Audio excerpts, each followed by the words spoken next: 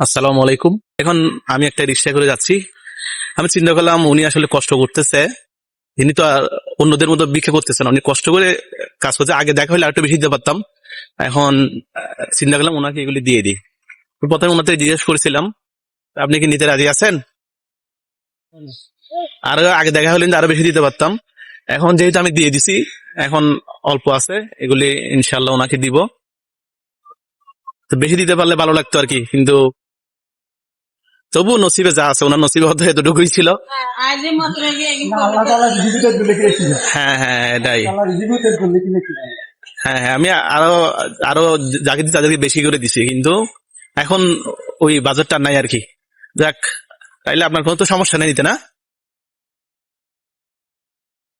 আপনার সমস্যা নেই নিতে না? হ্যাঁ, না না, ইনশাল্লাহ। তো তো আমি ওনাকে এগুলি দিচ্ছি।